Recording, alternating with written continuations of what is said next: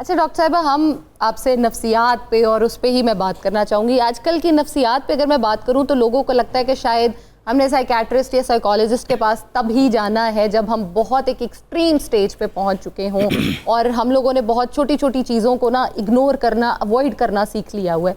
जैसे हम जेनजी की बात भी कर रहे थे, आगे भी बात कर रहे हैं, तो इफ्तार का जो है, आपको क्या लगता है कि आपकी साइकोलॉजी में, साइकेट्री में इसका क्या असर होता है और बच्चों को या बड़ों को भी हमें इफ्तार पे किस तरह से तरगीब देनी चाहिए कि वो उसकी तरफ राग़िब हो सकें?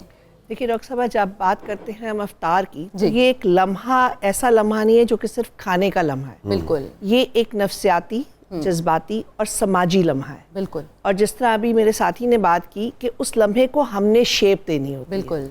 और मैं हमेशा कहती हूँ कि पहली शेप जो है वो घर से होती है। एग्जैक्टली। ठीक है, हम मज़हब भी घर से सीखते हैं, हम ये भी घर ही से सीखते हैं कि खुदा कौन है।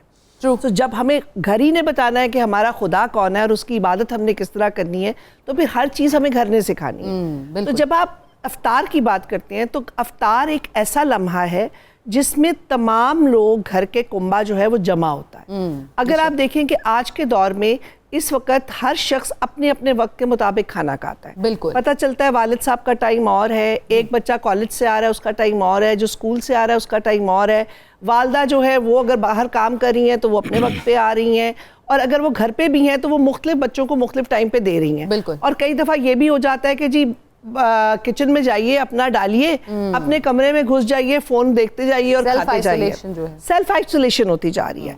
लेकिन इफ्तार एक ऐसा वक्त है जिसमें हम सब एक ही वक्त में घर में इकट्ठे होते हैं। बहुत खूबसूरत। और उस वक्त हमारा दस्तरख्वान लगता है। वो दस्तरख्वान में भी आप लोगों की बातें सुन रही थी, वो कुशादा दस्तरखान है, वो दो चीज़ों का दस्तरखान है, हमारी इस्तिताअत के मुताबिक है बेशक। लेकिन उस खाने में बहुत बरकत हो जाती है। जब हम अलग-अलग खाना डालते हैं उसमें कभी बरकत नहीं होती। जब आप एक डोंगे में डाल के सबके लिए रखते हैं ना, तो हमें पता होता है कि मैंने डाल लिया, मेरे बाद 4 लोगों ने और भी डालना है। तो आप डालते हुए भी सोचते हैं और आप सबको देख के चलते हैं, मतलब मुझसे ले लो, मेरे पास बहुत ज्यादा है, ये रोटी तुम ले लो।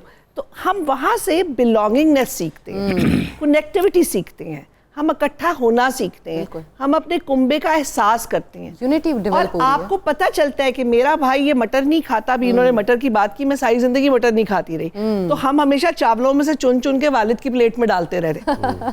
सो आपको पता होता है कि अच्छा ये मेरे भाई ये चीज नहीं खाता, ये तुम मुझे दे दो, ये जल गया, माँ हमेशा कहती है जल गया, ये मुझे दे दो।